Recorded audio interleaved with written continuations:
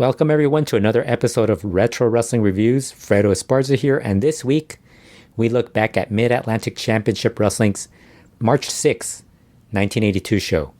But before we get to the review, be sure to click that subscribe button. We'll have more wrestling show reviews as well as the Lucha World podcast and other content available on this channel. This episode of Mid-Atlantic was taped on March 3rd, 1982 at the WPCQ TV studios in Charlotte, North Carolina. Bob Caudle and Roddy Piper were on commentary. Piper talked about wanting to meet the Briscoe brothers. He got excited about the stars on this week's episode. Jack and Jerry Brisco joined them for an interview. Piper mentioned how it would be a pleasure for the Briscoes to meet him as well. Jerry Brisco praised the talent in Mid-Atlantic Championship Wrestling and mentioned how talented Roddy Piper was, but believed Piper might be best suited for commentary. Piper then interrupted. He praised Jack and Jerry and asked what it must be like to wrestle someone like himself and have all that fear going into the match against someone like Piper. Jack Briscoe told Piper that he never had fear against any opponent. He told Piper that if he was interested in wrestling him, he was willing. Piper kept praising himself and then asked if the brothers lean on each other as a tag team. Jerry Brisco mentioned that they have the World Tag Team Championship on their mind. Caudle welcomed them to the territory.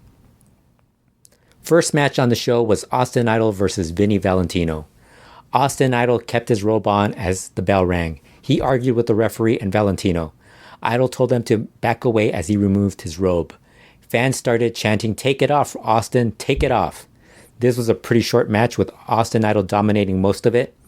Idol took control of the match early on with a knee into Valentino's left arm. Vinnie reached the ropes for a break and got a forearm across Idol's head. Idol quickly recovered and hip-tossed Valentino a few times, but then got his third attempt reversed by Valentino. Idol then got Valentino in a full Nelson, but had his hands in Valentino's mouth, and that seemed to force a break. He continued to dominate the match with punches, kicks, and a slam into the corner. Idol then got Valentino in a backbreaker and posed a bit. He then followed with an atomic drop on Valentino. Austin trash-talked Valentino as he stomped and beat on him. Valentino tried to fight back with some forearms and even reversed the whip into the corner and caught Idol with a drop kick that sent Austin to the outside. Idol grabbed Valentino by the leg and pulled him into the ring post and slammed Valentino's leg into the ring post a few times.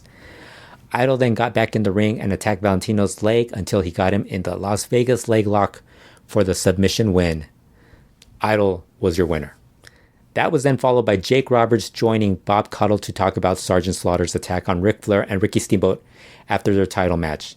They show video of the attack by Sergeant Slaughter and his privates on Steamboat and Flair. Roberts warned Slaughter about how he was going to get guys like him and Steamboat bringing chairs to the ring and attack him. Next match was David Patterson versus Rick Benefield. Patterson started with a knee into Benefield's midsection. He took Benefield down and went for a pin, but Benefield kicked out. Patterson continued with a chinlock that Benefield broke out of, but Patterson quickly caught him with a knee across his chest. Benefield surprised Patterson with a leg takedown, and they had a bit of a mat work with a clean break. Patterson continued with some forearms and punches at Benefield. Another knee drop and pin attempt by Patterson. Benefield was able to get Patterson into the corner and monkey flipped him across the ring. Patterson recovered and continued his attack on caught Benefield with a high knee strike. Patterson then went with a Russian leg sweep on Benefield for the pin. This was another short match on the show with David Patterson being the winner. Austin Idol and Ivan Koloff promos for Ann Arbor, Michigan TV show. Basically what's airing from this show on promoting the Ann Arbor show. Ray Stevens joined Bob Caudle. Stevens had a few words to say about Roddy Piper, and he praised him and what he does in and out of the ring.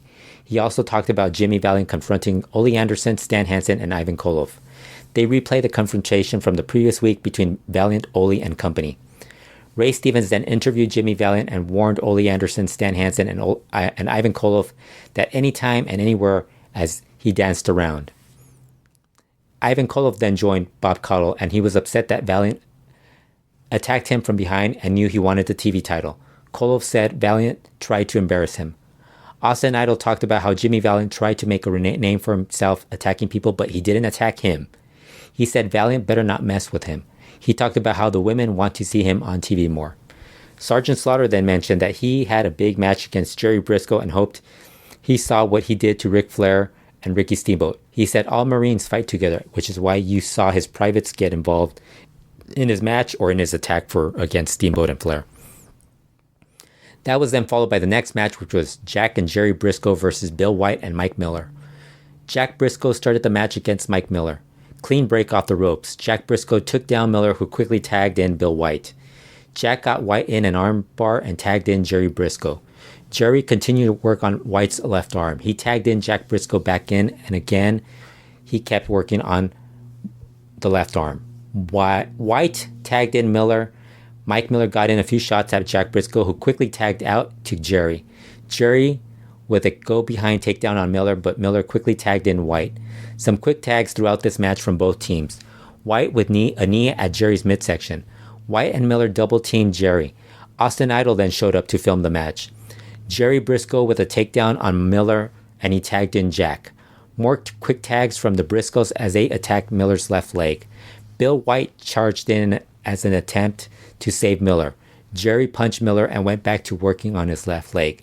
He tagged Jack back in, and Jack got Miller in a half grab.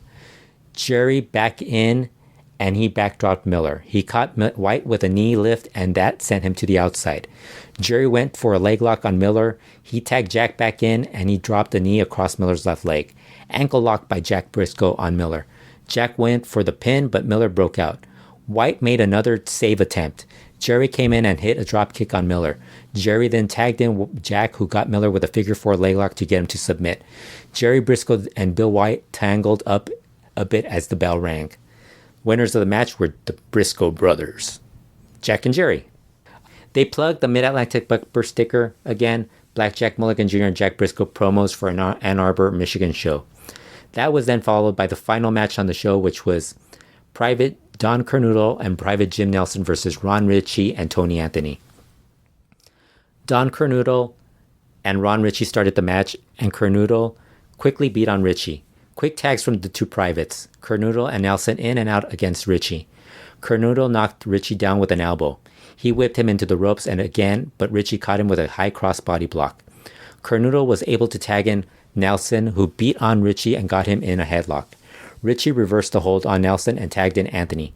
Anthony got Nelson with a front face lock, but Nelson reached his corner and tagged in Carnoodle.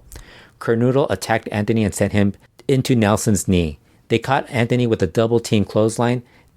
Nelson tied up Anthony, but he was able to escape and tagged in Ron Richie. Richie with some punches at Nelson, but Carnoodle got back in and backdropped Richie. Richie whipped Carnoodle into the corner, but Carnoodle raised up his knee as Richie charged into him. Carnoodle caught Richie with a neck breaker. Nelson came back in and got Richie in a headlock. Richie tried to fight back, but Nelson tagged in Carnoodle. Don landed a top rope elbow on Richie and followed with an atomic drop. Carnoodle charged over and knocked Anthony off the ring apron. Carnoodle went for a pin, but Richie kicked out and tagged in Anthony. Tony Anthony with some drop kicks at Carnoodle and got a near fall.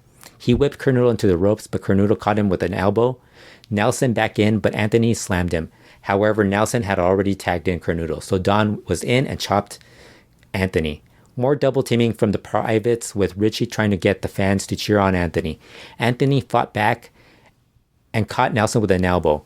Nelson whipped Anthony into the ropes, and Carnoodle caught him with a drop kick. Carnoodle then whipped Anthony into the ropes, and Nelson caught him with another elbow. Nelson then bear hugged and raised Anthony up in the air, and Carnoodle caught him with a clothesline off the ropes and covered him for the pin. The winners of the match, Private Carnoodle and Private Nelson. Carnoodle then kicked at Anthony as he left the ring. Private Carnoodle and Private Nelson joined Bob Caudle and said they were tired of all the crying from guys like Jake Roberts. Nelson said they were taught by Slaughter that top rope clothesline. Ricky Steamboat showed up and confronted both privates. They backed away and left.